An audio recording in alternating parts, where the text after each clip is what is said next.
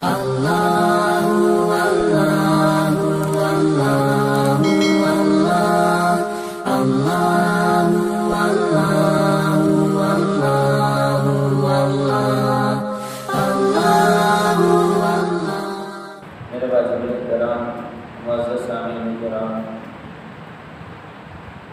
حضرات کے سامنے کہتے کریمہ تلاوت کی ہے۔ اللہ رب العزت اس آیت کریمہ میں فرماتے ہیں فَمَنْ زُحْزِحَ عَنِ النَّارِ وَأُدْخِلَ الْجَنَّةَ فَقَدْ فَازَ، کہ جو شخص جہنم سے بچا لیا گیا اور جہاں جنت میں داخل کر دیا گیا حقیقت میں وہ کامیاب ہو گیا۔ فقط فاز، تحقیق کے ساتھ اللہ تعالیٰ نے پکی بات دی ہے کہ جو بھی جہنم سے بچا لیا گیا اور جنت میں داخل کر دیا یہ اصل میں کامیاب ہے۔ اور یاد رکھیں اصل کامیابی ہے یہ آخرت کی کامیابی، اور اصل ناکامی وہ آخرت کی ناکامی ہے۔ دنیا میں کامیابی بھی عارضی، ناکامی بھی عارضی، بیماری بھی عارضی، صحت بھی عارضی، جوانی بھی عارضی، بڑھاپا بھی عارضی، ہر چیز عارضی ہے، ہر چیز نے فنا ہونا ہے۔ تو اصل جو چیز ہے ہمیں اس کی فکر کرنی چاہیے۔ اس میں اللہ تعالیٰ فرماتے ہیں کہ اصل میں کامیاب کون ہے؟ جو جنت میں داخل کر دیا گیا۔ اب جنت میں داخل کون ہوگا؟ جو دنیا میں نیک اعمال کر کے جائے گا، آخرت کی تیاری کر کے جائے گا، اچھے اعمال کر کے جائے گا، وہ کامیاب ہے۔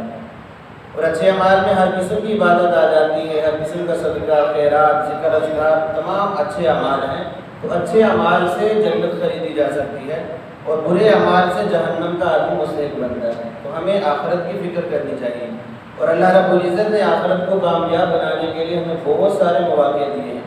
ہمیں صحت دی، تندرستی، ہمیں جوانی دی، ہمیں زندگی عطا فرمائی، ہمیں ہر قسم کی سہولتیں عطا فرمائی اللہ رب العزت نے۔ اور اللہ تعالیٰ نے ایسی ایسی ہمیں سہولتیں عطا فرمائی ہیں، اللہ کا شکر ادا کرنا چاہیے کہ یہ سہولتیں پرانے زمانے میں بادشاہوں کے پاس بھی نہیں ہوتی تھی، تو اللہ نے آج ہمیں ایک چھوٹے سے آدمی کو بھی وہ سہولتیں عطا فرمائی ہیں۔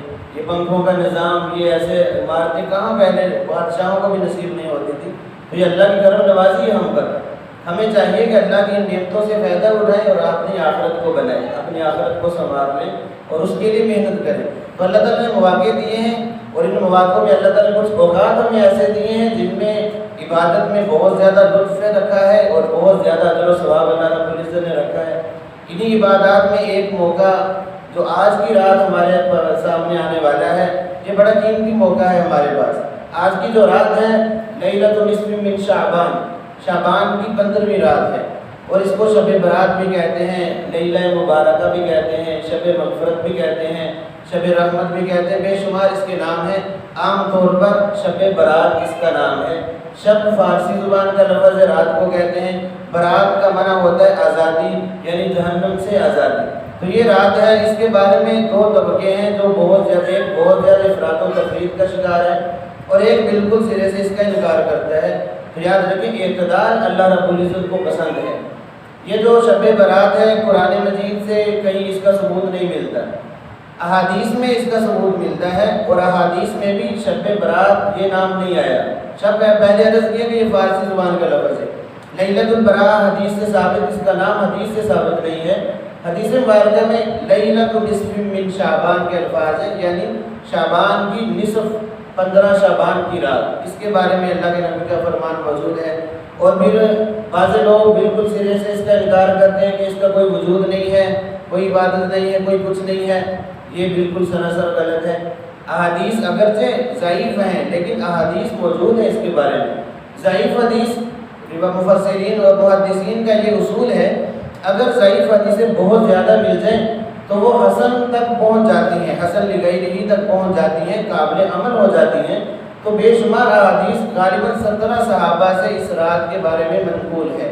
تو یہ اس کا انکار کرنا تو مناسب نہیں ہے، انکار نہیں کرنا چاہیے، غفلت میں لوگوں کو نہیں ڈالنا چاہیے، ان کو عبادت کی طرف راغب کرنا چاہیے۔ اور دوسرا ہمارا طبقہ جو اس رات کے بارے میں بہت غلو کا شکار ہے۔ یاد رکھیں جتنی بھی احادیث ہیں، قرآن سے پہلے بتا دیا اس کا ثبوت نہیں ہے، احادیث میں ضعیف حدیث ہے، لیکن جتنی بھی احادیث ہیں اس میں اس رات کے بارے میں کوئی عبادت متعین نہیں ہے۔ یہ نہیں ہے کہ اتنے نوافل پڑھیں اور نوافل میں یہ اتنی رکعتیں پڑھیں اور یہ صورتیں پڑھیں، تو یہ انعامات ملیں گے۔ کہیں احادیث ذخیرہ احادیث میں یہ مذکور نہیں ہے، تو لہٰذا ہمارا ایک طبقہ وہ بہت زیادہ اس میں غلو کر جاتا ہے اپنی طرف سے ایسی ایسی باتیں اب کہتے ہیں کتابوں میں لکھی ہوئی ہیں۔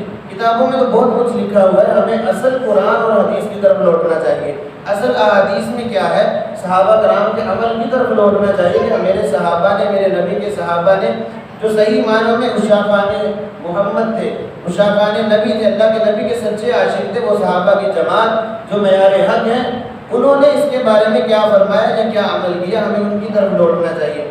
اب ہمارے یہاں بہت زیادہ رسم و رواج بھی ہیں، بدعات بھی ہیں اس رات کے بارے میں، تو لہٰذا اس میں غلو میں نہیں پڑنا چاہیے۔ ہمیں طریقہ وہ اختیار کرنا چاہیے، عمل وہ کرنا چاہیے جو سنت سے ثابت ہے، آثار صحابہ سے ثابت ہے۔ یاد رکھیں کوئی بھی عمل جتنا بھی اچھے سے اچھا عمل ہے، اگر سنت کی مہر اس پر نہیں ہے تو اللہ کی بارگاہ میں وہ عمل قابل قبول نہیں ہے۔ اللہ تعالیٰ نے اپنے نبی کی ذات گرامی کو اسوہ حسنہ قرار دیا ہے۔ لقد کان لکم فی رسول اللہ اسوۃ حسنہ، کہ میرے نبی کی زندگی تمہارے لیے بہترین نمونہ ہے، اور فرمایا کہ ما آتاکم الرسول فخذوہ وما نہاکم عنہ فانتہوا، اللہ کے نبی جو دیں اس کو لے لو، جس سے روک دیں اس سے رک جاؤ۔ آپ صلی اللہ علیہ وسلم سے محبت کا تقاضا بھی یہ ہے کہ اللہ کے نبی کی پیروی کیجیے۔ ان کنتم تحبون اللہ فاتبعونی یحببکم اللہ، اگر تم محبت کا دعویٰ کرتے ہو تو اللہ کے نبی کی پیروی کرنی پڑے گی، ان اللہ کے نبی کا اتباع کرنا پڑے گا، تب جا کر ہماری عبادتیں اللہ کی بارگاہ میں قبول ہوں گی، وگرنہ اللہ کو کوئی ضرورت نہیں ہے۔ سمد ذات ہے، بے نیاز ذات ہے، ساری کائنات کے لوگ نافرمان ہو جائیں، اللہ کی بادشاہ میں کوئی کمی نہیں آنے والی۔ ساری کائنات کے لوگ جنید بغدادی بن جائے، زمانے کے ولی بن جائے، اللہ کی بادشاہ میں کوئی اضافہ نہیں ہونے والا۔ گناہ کرنا ہے تو وبال بھی ہم نے خود بھگتنا ہے، نیکی کرنی، نیک بننا ہے، اچھے کام کرنے تو اس کا صلہ بھی ہم نے خود وصول کرنا ہے اللہ رب العزت سے۔ اللہ کو کوئی پرواہ نہیں ہے، لیکن اللہ تعالیٰ نے بطور امتحان ہمیں بھیجا ہے، تو ہمیں ہر عمل سے پہلے ایک لمحے کے لیے ضرور سوچنا چاہیے آیا یہ عمل سنت سے ثابت ہے یا نہیں ہے، صحابہ کرام کی زندگی سے ثابت ہے یا نہیں ہے۔ اگر سنت سے ثابت ہے تو اس کو سینے سے لگائیں، محبت کے ساتھ اس پر عمل کریں، وہ جنت کا راستہ ہے۔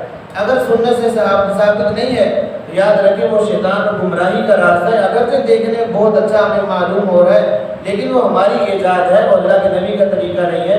تو اس رات کے بارے میں بہت زیادہ غلو اور بہت زیادہ چیزوں کو لازم سمجھنا، اس رات میں ساری رات عبادت کرنا، مسجدوں میں آ کر رونق میلہ، اور اسی طرح صلاۃ و تسبیح کی جماعت، یہ تمام چیزیں ثابت نہیں ہیں۔ نوافل کی تو ویسے بھی جماعت نہیں ہوتی۔ یاد رکھیں حدیث مبارکہ میں یہ الفاظ ہیں، ایک حدیث ہے قوموا لیلھا وصوموا نہارھا، اس رات کو قیام کرو، عبادت کرو اللہ رب العزت کی، اور اگلے دن کا 15 شعبان کا روزہ رکھو۔ ذخیرہ احادیث میں یہ صرف ایک ہی حدیث ہے جس میں روزے کا حکم ہے، اور یہ حضرت علی رضی اللہ تعالیٰ عنہ سے مروی ہے، ابن ماجہ کی یہ روایت ہے۔ ایک ہی حدیث ہے، یہ بھی صحیح ہے، کوئی اتنی معتبر نہیں ہے، بہت صحیح نہیں ہے، لیکن چونکہ حکم ہے اللہ کے نبی صلی اللہ علیہ وسلم کا، اگر کوئی بندہ رکھنا چاہے تو رکھ سکتا ہے، گنجائش موجود ہے، لیکن اس کو لازم سمجھنا کہ میں نے یہ روزہ رکھا ہے، جو نہیں رکھتے وہ تو گناہ گار ہیں، یا میں نے تو آج عبادت کر لی، جو نہیں کرتے وہ گناہ گار ہیں، ایسا سمجھنا غلط ہے۔ ہاں جس کو اللہ توفیق دے وہ عبادت کرے، جتنی بھی توفیق دے، لازم نہیں کہ پوری رات کھڑے رہنا ہے، تھوڑی سی رات۔ حدیث مبارکہ میں تو یہاں تک بھی آتا ہے جو بندہ رات کو عشاء کی نماز جماعت کے ساتھ پڑھ لے، پھر وضو کی حالت میں سو جائے اور فجر کی جماعت کے ساتھ نماز پڑھ لے، اللہ تعالیٰ ساری رات عبادت میں لکھ دیتے ہیں۔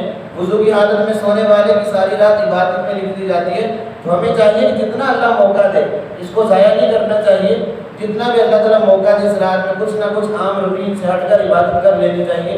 وہ عبادت ذکر ہے، قرآن کی تلاوت ہے، نوافل ہے، اور یاد رکھیں کہ جتنی بھی عبادتیں کوشش کریں اپنے گھروں میں ادا کریں، اللہ کے نبی صلی اللہ علیہ وسلم کی زندگی کو سامنے رکھیں۔ نوافل اللہ کے نبی صلی اللہ علیہ وسلم اپنے گھر میں پڑھا کرتے تھے، سنتیں اللہ کے نبی اپنے گھر میں پڑھا کرتے تھے، کبھی کبھار مسجد میں پڑھتے یا اعتکاف بیٹھتے تو نوافل اور سنت مسجد میں ادا کرتے۔ عام روٹین یہ تھی، سنت اور نوافل اپنے گھر میں ادا کرتے، صرف فرض نماز کے لیے مسجد میں تشریف لاتے۔ تو ہمیں بھی چاہیے کہ نوافل جو ہے اپنے گھروں میں ادا کریں، مساجد میں روشنیاں کرنا اس رات میں اور سب کچھ، اور حلوے پکانا جس نے نہ پکایا اور اس کے بارے میں باتیں کرنا، یہ ساری خرافات دین میں ان کا کوئی حصہ نہیں ہے، ہمیں ان سے بچنا چاہیے۔ ہمیں اپنے نبی کی زندگی کو فالو کرنا چاہیے، ان کی پیروی کرنی چاہیے، اسی میں ہماری نجات ہے۔ تو یہ رات لیلۃ البرات، اس کی فضیلت کیا ہے حدیث مبارکہ میں؟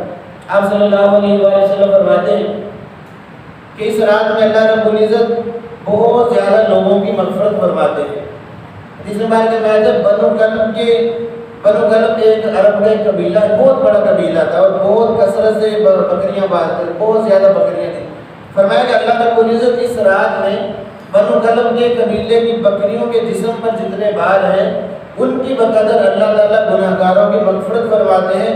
اللہ تعالیٰ گناہ گاروں کو جہنم سے نکال کے جنت میں لے جاتے ہیں۔ اس رات کی یہ فضیلت ہے، احادیث سے ثابت ہے۔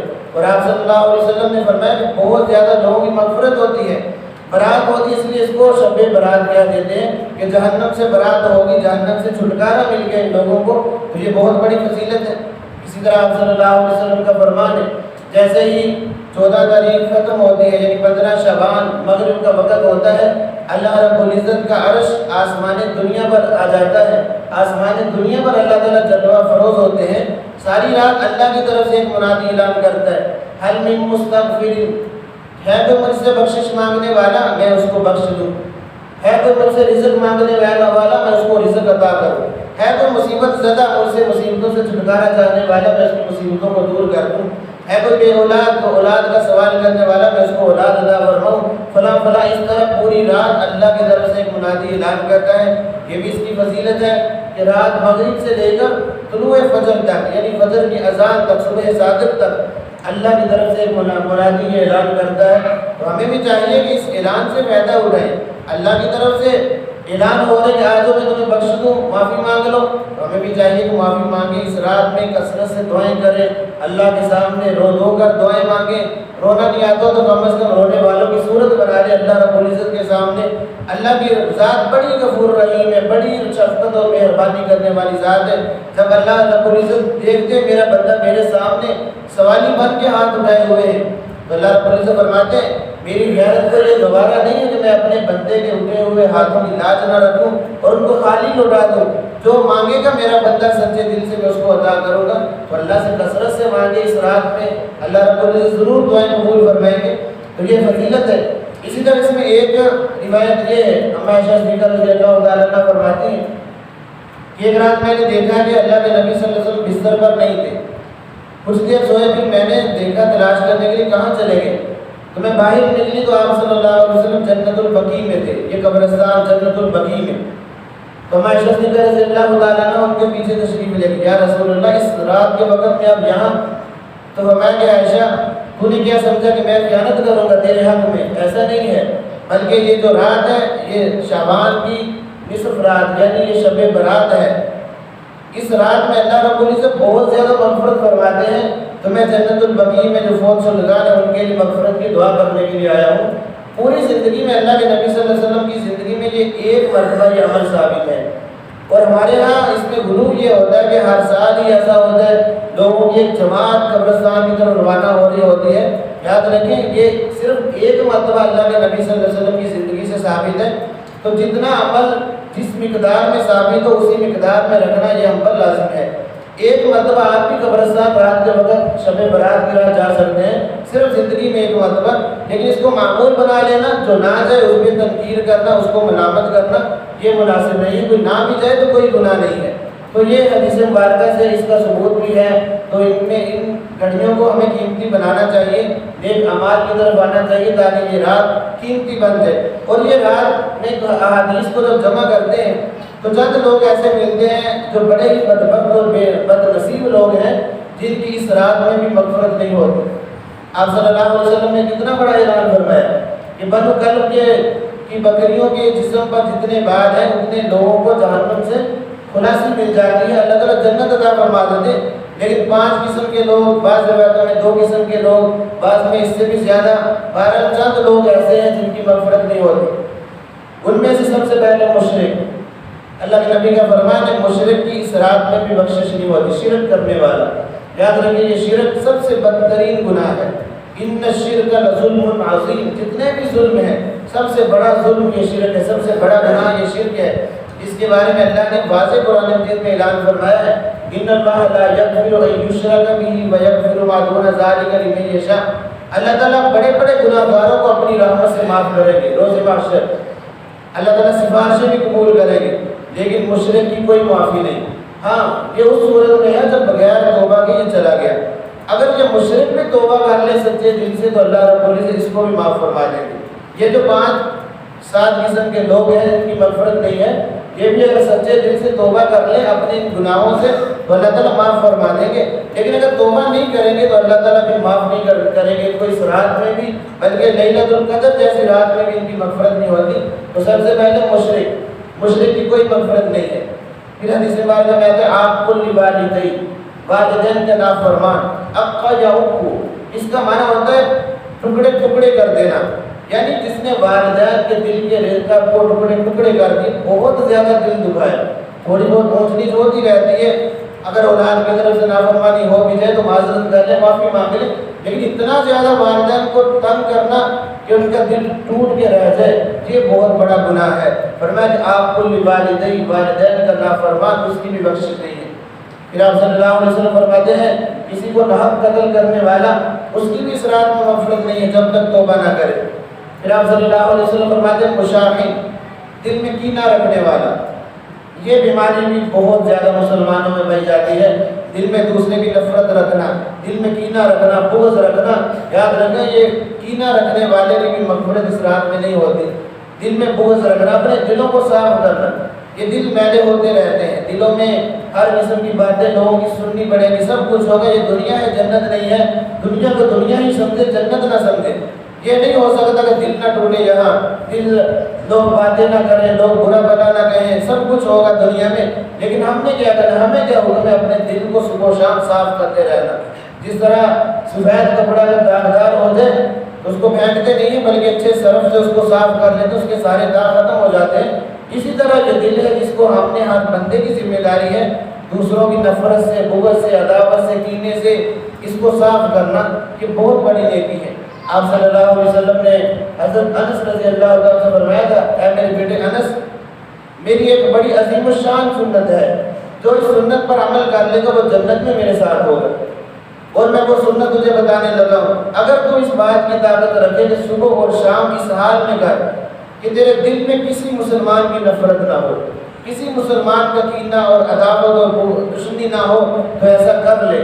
یہ میری عظیم الشان سنت ہے، جو میری اس سنت پر عمل کرے گا وہ جنت میں میرے ساتھ ہوگا. آج ہم اپنے دلوں کو ذرا ٹٹولیں، کیا کچھ دلوں میں نفرتیں بھری ہوئی ہیں اور دوسروں کے بارے میں دشمنیاں، عداوتیں، کینہ. ہم بس انتظار میں رہ رہے، ہمیں موقع ملے صحیح اس کی ایسی کی تیسی، میں یہ کر دوں گا، وہ کر دوں گا. تکبرانہ جملے اپنی زبانوں سے نکالتے. یاد رکھیے اپنے دلوں کو صاف کرنا ہر مسلمان کی ذمہ داری ہے. ہر مسلمان مرد اور عورت کی ذمہ داری ہے کہ اپنے دلوں کو صاف کرنا. نہیں تو اسی حالت میں مر کے تو یاد رکھیے آگے والا بھی نظام ذرا مشکل ہو جائے گا. اس لیے اپنے دلوں کو صاف کرنا. کسی سے اگر کوئی معاملہ ہے تو جا کر اس سے کہہ دیں، جو گلا شکوہ ہے اس کے سامنے رکھیں، مجھے یہ تجھ سے معاملہ ہے، اور معاملہ رفع دفع کر لیں. مسلمان ایک آپس میں پیار اور محبت سے رہیں، اسلام کی یہ تعلیمات ہے. تو فرمایا کہ مشاہد، دل میں کینہ رکھنے والا، اس کی بھی اس رات میں مغفرت نہیں.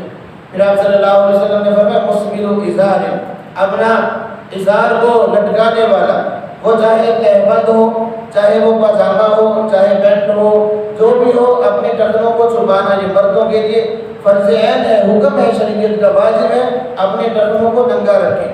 اب یہ جو برائی ہے یہ بھی ہمارے معاشرے میں بہت زیادہ ہے. یاد رکھیں یہ جو باتیں ساری میں اپنی طرف سے کسی مولوی کی باتیں نہیں ہیں، یہ اللہ کے نبی صلی اللہ علیہ وسلم کا فرمان ہے. احادیث میں بے شمار جو بندہ تکبر کے ساتھ، تکبر کے نیت سے اپنے ٹخنے چھپا کر رکھتا ہے، اللہ اس پر لعنت برستی ہے. فرمایا کہ یہ آدمی، اس پر اللہ تعالیٰ نے جنت کو حرام کیا ہے، یہ جو ٹخنے ہیں جہنم کا ایندھن بنے گی. آپ صلی اللہ علیہ وسلم نے یہاں تک فرمایا. اس لیے مسلمانوں پر، مردوں پر لازم ہے، نماز ہو یا غیر نماز ہو، ہر حالت میں مردوں کے ٹخنے ننگے ہونے چاہیے، عورتوں کے ٹخنے جو ہے وہ چھپے ہونے چاہیے. لیکن ہمارا معاشرے کا نظام ذرا الٹ ہے، عورتوں کی پنڈلیاں بھی نظر آ رہی ہوتی ہیں اور مردوں کے ٹخنے چھپے ہوئے ہوتے ہیں. ہمیں شریعت کو دیکھنا چاہیے، کیا ملتا ہے. تھوڑی سی شلوار اگر ٹخنوں سے اوپر کر لیں تو کیا جاتا ہے، اللہ کے نبی کی سنت زندہ ہو جائے گی، اللہ کے نبی کی آنکھیں ٹھنڈی ہو جائے گی. ہمارے چھوٹے سے عمل سے کیا ہمارا جاتا ہے. اس لیے عادت بنائے اپنی، ہر وقت یا شلوار چھوٹی سلوا لیں، تھوڑی سی، کوئی بات نہیں کہ ٹخنے ہمارے نہ چھپے. ہاں اگر غفلت کی وجہ سے کبھی ہو گیا تو اس میں مواخذہ نہیں ہے، اس کی عادت بنا لینا کہ جان بوجھ کے ٹکنے چھپانا یہ برا ہے، شریعت میں ٹکنے ننگے رکھنے چاہیے۔ فرمایا کہ مشکل و ایزار ٹکنے چھپانے والے کی بھی اس رات میں بخشش نہیں ہے۔ ہاں سچے دل سے توبہ کر لے تو اللہ رب العزت معاف کرنے والے ہیں۔ تو یہ چند ایک لوگ ہیں جن کی اس رات میں مغفرت نہیں ہوتی، تو ہمیں بھی چاہیے کہ یہ مقدس رات ہے اور شب برات کی رات ہے، اس میں ہم خرافات کی طرف نہ جائیں بلکہ عبادت میں اپنا وقت گزاریں۔ جتنی بھی اللہ توفیق دے، چاہے 2 نفل ہی پڑھ لیں، تھوڑی سی تلاوت کر لیں قرآن مجید کی، انشاءاللہ یہ اخلاص کے ساتھ چھوٹے سے چھوٹا عمل بھی اللہ کی بارگاہ بہت قبولیت کے درجات تک پہنچ جائے گا۔ تو ہر قسم کی خرافات سے بچیں، اپنی اولاد کو سمجھائیں۔ شیطان بڑا چکر دیتا ہے، جب کوئی ایسی عبادت کی رات آتی ہے تو اور مشاغل میں بندوں کو لگا دیتا ہے تاکہ یہ عبادت سے غافل ہو جائے۔ اب یہ آتش بازی کرنا، پٹاخے چلانا، یہ کوئی اسلام نہیں ہے، کتنے اس کے نقصانات ہیں۔ ویسے بھی جب یہ شور شرابہ ہوتا ہے عبادت میں لطف نہیں آتا، مزہ نہیں آتا، عبادت کرنے والوں کی عبادت میں خلل واقع ہوتا ہے، نقصانات دنیاوی اخروی سارے سامنے۔ اس لیے اپنے بچوں کو اس مد میں بالکل پیسے نہ دیں، اپنے بچوں کو سمجھائیں کہ یہ مسلمانوں کا طریقہ نہیں ہے، یہ آتش بازی کرنا، یہ شور شرابہ کرنا، بلکہ ہمارے لیے عبادت کی رات ہے، ہمیں عبادت میں گزارنا چاہیے اس رات کو۔ اور آگے ہفتے کا دن ہے، کل آ رہا ہے، ہفتے کے دن کا جو جس کو اللہ تعالیٰ توفیق دے وہ روزہ بھی رکھ لے، ایک روایت ہے لیکن کوئی فرض واجب نہیں ہے۔ اگر نہیں بھی کوئی مانتا تو کم از کم اللہ کے نبی صلی اللہ علیہ وسلم کی سنت ہے، ہر مہینے میں ایام 20 کے روزے رکھا کرتے تھے، 13، 14، 15 تاریخوں کے اللہ کے نبی صلی اللہ علیہ وسلم ہر مہینے میں 3 روزے رکھا کرتے تھے، اس نیت سے بھی آپ روزہ رکھ سکتے ہیں۔ بہرحال یہ رات ہے جس کی فضیلت احادیث سے ثابت ہے، اس کا انکار نہیں کرنا چاہیے بلکہ اس کو قیمتی سے قیمتی بنانے کی کوشش کرنی چاہیے۔ اللہ رب العزت سے دعا ہے کہ اللہ تعالیٰ میں دین کے مطابق زندگی